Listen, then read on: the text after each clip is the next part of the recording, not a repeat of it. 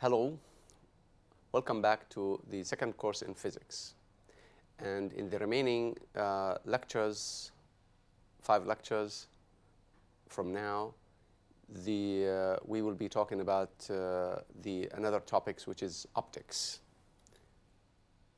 And we begin with the description and the study of geometrical optics. We start with reflection and refraction.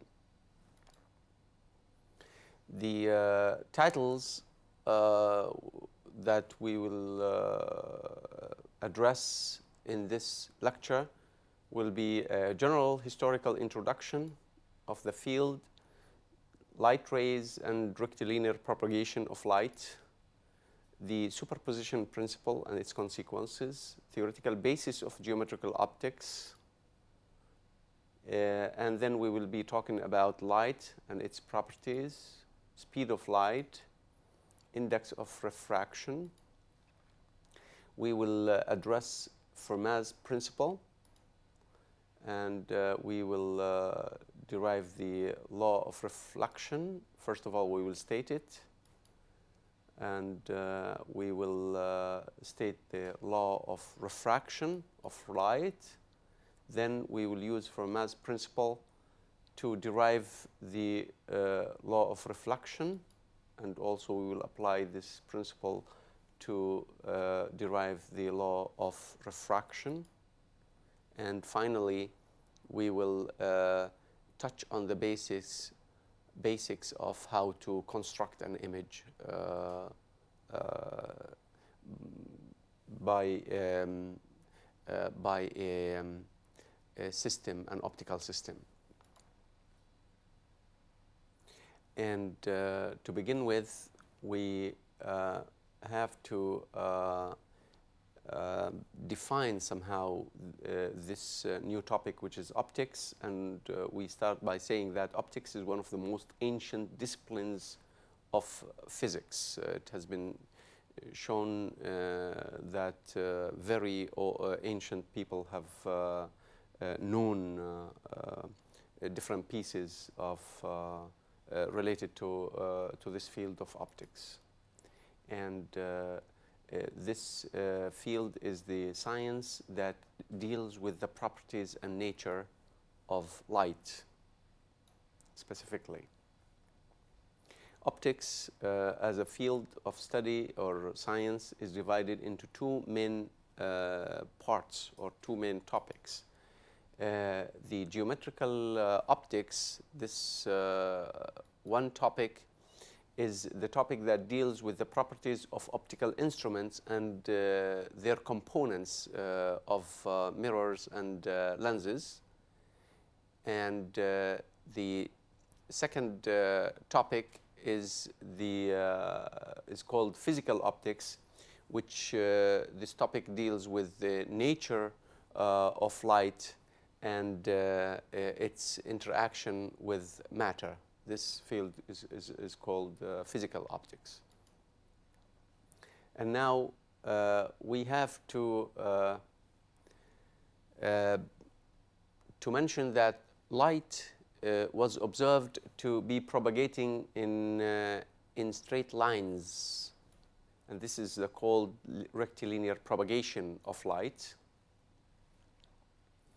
The basic concept, actually, of geometrical optics, of this field, geometrical optics, is the ray, the concept of the ray.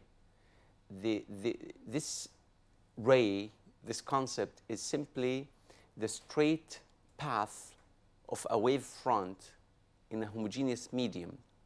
So if we pick a point and how it expands, how it travels across a medium, this path of the wave front as it travels in a homogeneous medium is called the ray. It goes in a straight line. This principle of rectilinearity or propagation in linear paths is mentioned in Euclid's Optics back in 300 BC. It's a very, very old topic, as we mentioned, and it appears in evidences of this science appear in ancient writings and in ancient findings. Light also, in addition to rectilinear propagation, displays another property, which is the property of diffraction. This property is illustrated as follows. Light, if it is obstructed by an obstacle of dimension d, then the path of the light ray deviates. And the angular deviation, which is theta, is proportional to the ratio of the wavelength of the light that is falling on this obstacle and the dimension of the obstacle itself. So theta is of the order of lambda over d, where d is some sort of dimension or size of the obstacle. And thus, the condition for rectilinearity, if we assume that light is propagating on straight lines, if we assume that it moves in straight lines, that requires lambda is much, much smaller than d, the dimension of the obstacle. In this case, theta is of the order of 0, which means as the light passes through this object in the way, if lambda is so small, then the light keeps going and the deviation angle is 0, goes to 0. That means it keeps going in a straight line. So this is a condition for rectilinearity. And the superposition principle is suggested by the fact that if we go back to Maxwell's equations, we can see that light as an electromagnetic phenomena is described by differential equations. And these differential equations that are derived from Maxwell's equations are linear differential equations in a way. That means the derivatives are raised to power 1. And this linearity in the differential equations that describe light it dictates that intersecting light rays are assumed not to interact with each other in any way. So these light rays, if they propagate in space, they intersect each other. We assume that each one of them is behaving in a completely independent manner, and they do not interact. This is the principle of superposition. So we can see the effect of each ray separate from all other rays, and then we can see the overall behavior.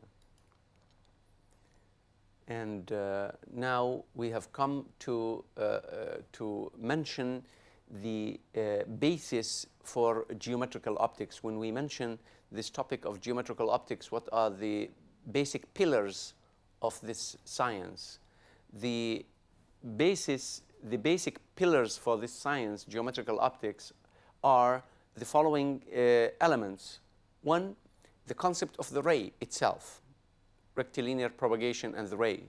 The principle of rectilinear propagation of light in a homogeneous medium. The principle of superposition that we just mentioned a little while ago. And those, together with the law of reflection that we will talk about in a little while, and the law of refraction, those elements are the basic elements of the field geometrical optics. And now we talk about light, since geometrical optics is concerned with light. And we start with the definition of light. What is light? This is a portion of the electromagnetic spectrum that is radiated, for example, from the sun or from any other source like the light bulb or so. It's the visible portion or part of the electromagnetic radiation or the electromagnetic spectrum. It's the visible part, what we can see only. And this lies in a region of frequency between 4.3 times 10 to the 14 hertz, or cycles per second, and between 7.5 times 10 to the 14 hertz. In this frequency range, or in the wavelength range 4,000 angstroms and 7,000 angstroms, this band of wavelength or this band of frequency is the so-called the visible part of the electromagnetic spectrum, or what we call light. And this light, in this this visible light with this range of wavelengths is like a band, and the maximum visual sensitivity of the human eye, we are relaxed and we see the best at wavelengths that are around 5,500 angstrom, which is right in the middle of the visible band of electromagnetic radiation. This is near the color green at this wavelength. This is the color green. And physiologically speaking, we observe the different wavelengths or different frequencies of the radiation in terms of color. The human eye sees the different wavelengths as colors. So the visible part of the electromagnetic radiation, or the light, extends from 4,000 to 7,000, which means from violet, the 4,000 angstrom wavelength radiation has a color to the human eye, violet. And the 7,000 angstrom radiation has a color red. So the visible band extends from violet to red. So between 4,000 and 4,250 angstrom in terms of wavelength, we have the violet light, and between 4,250 and 4,900 angstrom, we have the blue light, and between 4,900 and 5,750, we have the green light, and so on. The maximum visual sensitivity, as we mentioned, is around 5,500 angstrom wavelength, which is in the green light, green color region, and that's why we feel comfortable when we look at a green field. This color feels comfortable to our sight. And now we have to mention that a radiating body like the sun radiates electromagnetic radiation with wavelengths that extend in principle from 0 to infinity. That means all radiation with very high, from very low to very high energy radiations are emitted by a radiating body like the sun. However, at the surface of Earth, we only receive 2 bands of radiation. And these 2 bands are, the first one is called the optical band, or the optical window, which has wavelength in the region between 2,900 angstrom, which is around the beginning of the visible region, up to 25,000 angstrom. This is the optical window. And the second band is called the radio window, which has wavelength running between 1 angstrom and 1 centimeter, and 1,000 centimeters, that is 10 meters. This is the second band. Now, what happens to the remaining parts of the electromagnetic spectrum? And how do we receive only these 2 bands? What happens is that in the region of wavelength between 2,900 angstrom and 7,200 angstrom, which is almost in the region of the visible light, a little bit below the visible light in the ultraviolet region, and in the near infrared region, a little bit beyond the red light. In this region, the radiation is completely transmitted. It's transmitted without any attenuation in the atmosphere. There is complete transmission in this region of wavelengths. And in the remaining region of wavelengths of the first band, which runs from about 7,500 angstrom to about 25,000 angstrom, in this region, there is a partial extension, partial absorption of these radiations having these wavelengths, and the absorption occurs in molecules of the atmosphere, such as water molecules, carbon dioxide, oxygen molecules, and nitrogen oxide molecules. And thus, this light with this wavelength region gets attenuated a little bit. But still, we receive all of this from 2,900 angstrom to 25,000 angstrom wavelength. We receive it, and this is called the optical band, the first band.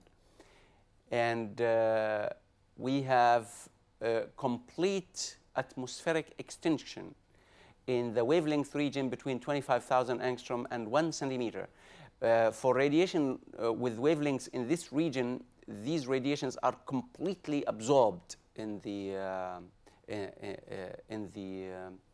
atmosphere, and the wavelengths which are beyond, which with wavelengths greater than 1,000 centimeter, are completely reflected from the ionosphere, because the ionosphere contains free electrons. So it looks like, the ionosphere looks like a conductor, a perfect conductor, and a perfect conductor reflects light. So light with, or radiation with wavelengths that are greater than 1,000 centimeter are reflected from the ionosphere completely. So in that region of high wavelength, it's reflected by the conductor property of the ionosphere. What about in the lower region, which is for wavelengths below 2,900? This is the very harmful radiation, by the way, because it's the high energy radiation going like ultraviolet to X-rays. This radiation part, which is wavelengths below 2,900, is completely absorbed by the ozone layer, and that is why the ozone layer is really necessary for our life, because such radiation with wavelengths below 2,900 angstrom, high energy radiation, is really destructive for the organic material of which our body is, or the plants are composed. So the ozone layer is really important in our life for the absorption of the band with wavelengths below 2,900 angstrom. And now we talk about, we encounter a very important question concerning light. Is light a propagated phenomena? Is it something that travels in space? And if it does travel, if it is a propagated phenomena, what is the speed of travel? How fast does light travel? This is a very basic question. And people have started working on the solution of this problem and finding an answer to this question. And Galileo performed an experiment back in 1638, and the experiment is as follows. We have two men sitting on opposite hilltops, separated by a distance d. Each one of them is carrying a flashlight. So at time t1, for example, the first man flashes his light. By the time light travels, by the time the second man sees that light, he flashes his own light, and his own light travels back to the first man. And from evaluation of the time that the first man flashes his own light and the time he sees the second man's light from this time and from the distance between the two, the speed of light can be evaluated. And Galileo tried to evaluate the speed of light or determine the speed of light this way, by this simple experiment. But he concluded that such a simple experiment cannot give cannot give us a result. And thus he concluded that the speed of light is so large, it's so grand, that we cannot really measure it by such a simple experiment. And from that time, people have started using different techniques to measure the speed of light, and they started getting better results that are much closer to the acceptable value of today. So Olaus Römer in 1675 performed an experiment for the measurement of the speed of light, which is based on the period of one of the satellites of Jupiter. So what Römer did is that he measured the period of that moon of Jupiter when Jupiter was at the closest distance to Earth, and he found that the period of that moon is 42.5 hours.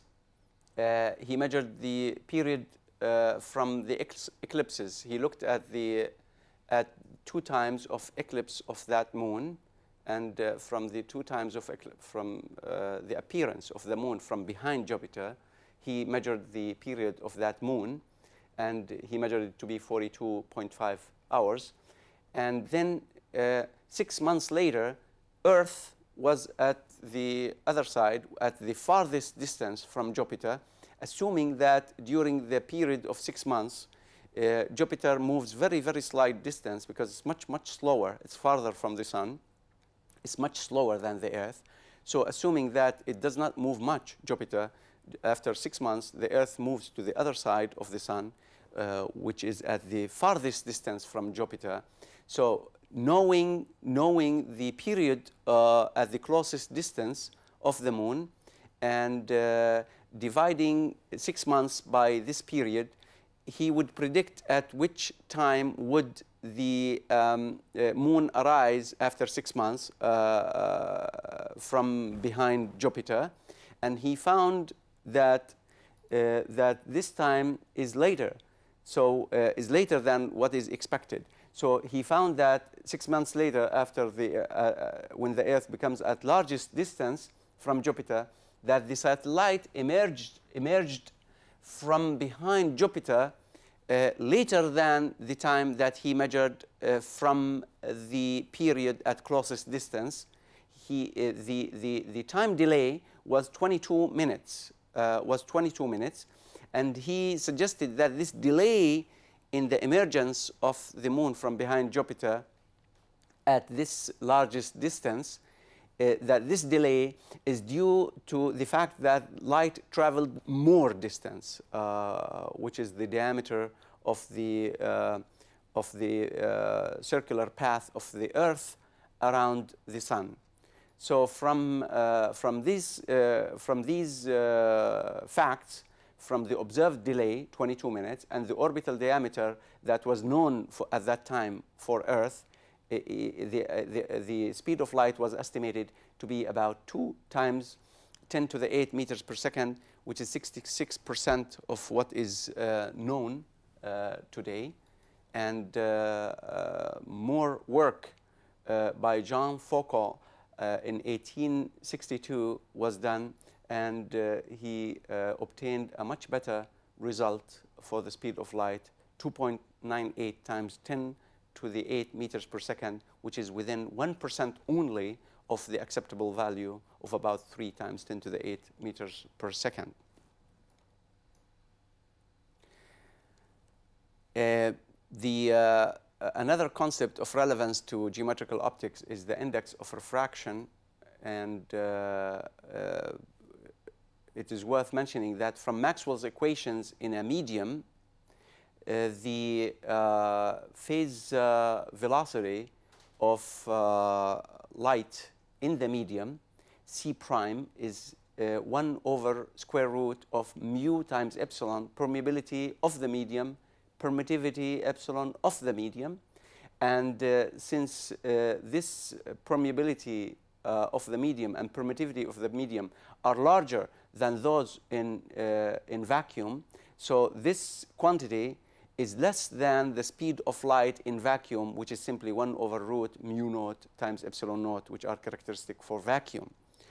And so the speed of light, light travels slower in a medium, and the index of refraction is defined for the material is defined as the ratio of the speed of light in vacuum with respect to the speed of light in the medium, which is simply the square root of mu epsilon divided by mu naught epsilon naught, and this is bigger than 1. So the index of refraction of a medium is always larger than 1, and it is equal to 1 in the case of vacuum if we consider it a refractive medium. So vacuum is not a refractive medium. And the index of refraction, n, is a function of frequency of the radiation or light, and this gives rise to the phenomenon of dispersion of light, and that's why we see the dispersion of light by a prism, for example. Light is decomposed into its elementary colors, and that's due to the fact that the index of refraction depends on the frequency of radiation. And now we move to a very important principle, which is Fermat's principle, a mathematical principle. Pierre de Fermat, in 1662, a mathematician, has proposed a very essential principle that can be used for the derivation of the laws of reflection and refraction. And this principle is summarized as follows. If we imagine light rays that are traveling between 2 points, and we consider all the possible paths between these 2 points that the ray can take, the principle states that the time required for the light to travel between these 2 points is always an extremum. Extremum meaning either maximum or minimum.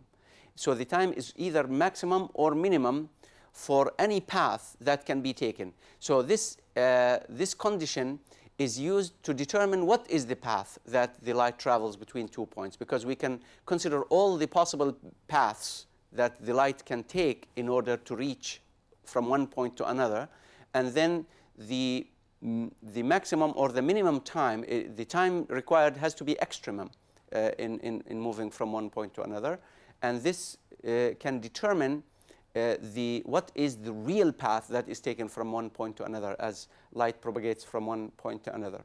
And experience tells us that this extremum of time is truly actually the minimum. So light travels between 2 points, traveling between 2 points takes the minimum time. So having that principle in mind, we can always determine the path of the light ray.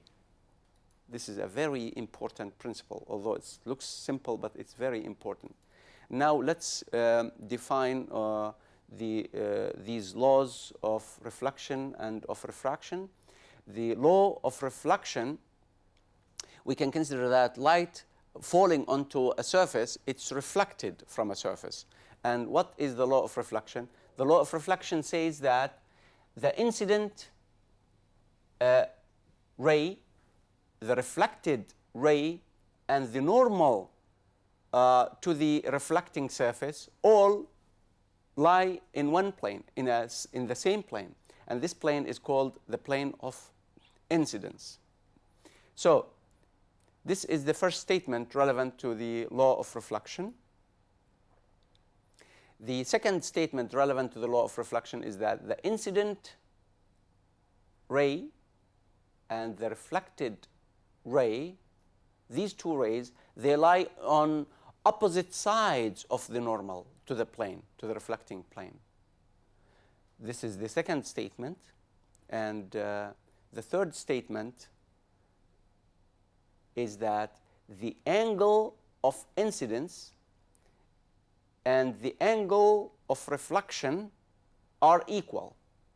So these are the three statements that all together, they put together the law, what we call the law of reflection. It consists of these three statements. And graphically, if we have a reflecting surface, this is the incident ray with angle of incidence theta I, and this is the angle of reflection theta r. And the law of reflection says that the incident ray and the reflected ray and the normal to the plane, they all lie in the same plane, which is the plane of incidence. And in this case, the plane of incidence is the plane of the page itself.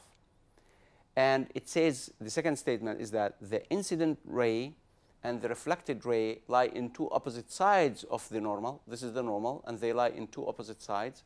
And the last statement is that the angle of incidence is equal to the angle of reflection. This is an illustration of the first law, which is the law of reflection. And the second law that we are encountering here in this lecture is the law of refraction, which is essential in geometrical optics. And the statements relevant to this law are that the refracted ray also lies in the plane of incidence that we have just defined a little while ago. So the refracted ray lies also in the plane of incidence. That's the first statement. And the second statement is that the incident and the refracted rays lie in opposite sides of the normal to the boundary between the two media. Refraction occurs at a boundary between two media. And so if we have like an interface that is separating two media, as light is going across the interface, it is refracted. And the incident and the refracted rays lie on two opposite sides of the normal to the interface between the two media. This is also can be illustrated graphically, as we will see. And the last statement is that the angle of incidence and the angle of refraction are related by a law that is called Descartes-Snell's law, that we will just mention in a little while, or derive actually in a little while. And Descartes-Snell's law actually was a result of a serious work on geometrical optics. Snell has arrived at the relation between the incident and refracted angles, a relation between the angles of incidence and refraction, and the law as it is was actually not developed completely until Descartes in 1637 has put it together, completed it in the way that it looks now, and he published it for the first time in 1637. That's why it's called, sometimes it's called Snell's law, but actually it was first published by Descartes. That's why we would like to call it Descartes-Snell's law. And graphically, this is a medium, and this is another medium, which is probably vacuum, or another medium of index of refraction n. And the medium here has an index of refraction n prime. And this is the incident beam, the refracted beam, and the angle of incidence is theta, the angle of refraction is theta prime, and the scientific work has led to the conclusion that there is always a relation, a fixed relation, between the length OS prime that the refracted ray travels in the medium after it refracts to the length OS that it could have traveled if it had not refracted. And that ratio is simply n prime, which is the incidence of, which is the index of refraction of the medium with respect to the index of refraction of the medium from where the light is incident. And this relation is a constant relation always. And putting these together, if we divide OP divided by OS prime and OP divided by OS, we get, instead of these links, we get sine theta and sine theta prime, and the relation is n sine theta is equal to n prime sine theta prime, and this is the well-known Descartes-Snell's law, or simply Snell's law, that relates the angle of incidence and refraction. So by this we finish talking about the law of refraction. And here we can derive the laws of reflection and refraction using Fermat's principle, and which is the law of least time. And here we assume that we have an incident ray and a reflected ray, and the law of reflection as derived from Fermat's principle can be done as follows. First of all, we calculate the time that it takes for the ray to travel from the initial point here to the final point. The time is the time of incidence along this ray plus the time of reflection along this ray. So we consider that this distance, this horizontal distance along the plane is x, and the normal distance from the source point is y, and we consider that the total horizontal distance along the plane between the source point and the last point where the ray hits, this length is L, so this distance is L minus x, and the height here of that point where the light after reflection terminates is y prime. So putting these together, the time of incidence Ti is equal to root x squared plus y squared over c. C is the speed in this medium, speed of light. Tr is simply square root of L minus x all square plus y prime square divided by c again, and the principle of least time dt by dx, we put it equals to 0, and this is given by this formula, and the solution of this formula is, this is sine theta incidence, this is sine theta reflected, so it gives sine theta incidence is equal to sine theta reflected, which gives theta incidence is equal to theta sub r, as it is for, which is the law of reflection. And similarly, we can use Fermat's principle for the derivation of the law of refraction, Descartes-Snell's law, and we do the same thing. This is the source, this is the incident ray, angle of incidence theta, angle of refraction theta prime. This distance is x, this distance is L from the initial point to the last point. This is the first medium is has index of refraction n.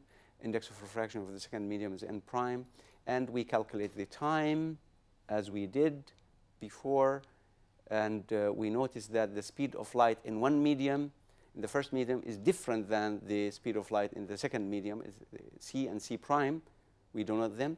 So we calculate this time, and then we use the principle of least time. We derive the time with respect to x, the distance x, and we set it equals to 0, and this we arrive at the relation sine theta, which is this quantity, divided by c, is equal to sine theta prime which is this quantity, divided by C prime.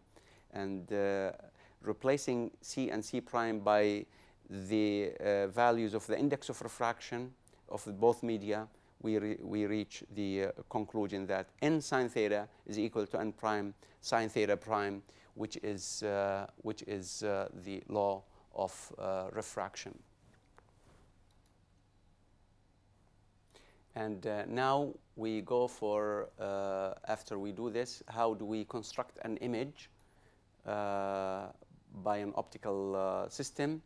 And we remind ourselves that any visible body is regarded as a collection of luminous real object points. So it's like points that are transmitting light. That's how we see an object. And an image of an object is dependent on the optical system intercepting the rays that are diverging from an object point. So the optical system itself intercepting the rays will define how the image looks like. And here we need to make some definitions that rays diverge always from a real object. They diverge from a real object, and they converge or intersect in an image, S prime.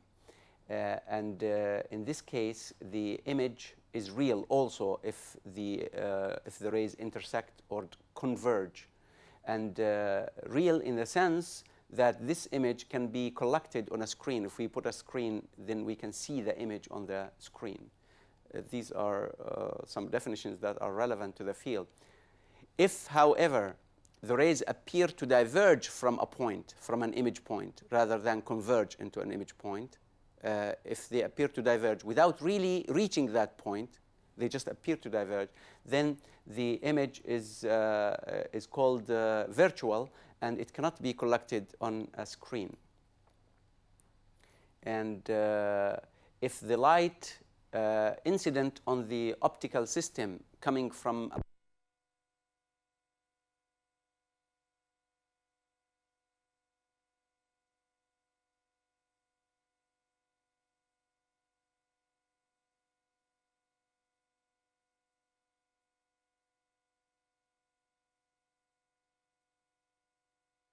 an object, then we can see the image on the screen. These are some definitions that are relevant to the field. If, however, the rays appear to diverge from a point, from an image point, rather than converge into an image point, if they appear to diverge without really reaching that point, they just appear to diverge, then the image is called virtual, and it cannot be collected on a screen. And if the light incident on the optical system coming from an object is converging into the optical system rather than diverging, then the object is called virtual. And here we summarize these results by saying if we have a point, an object point, and an image point, if the rays are diverging from the object is real. If the rays are converging into the image is real. If the rays are diverging from the object is real, and the rays are diverging from the image is virtual. And similarly, here in this case, we have a virtual object and a real image. And here we have a virtual object and a virtual image.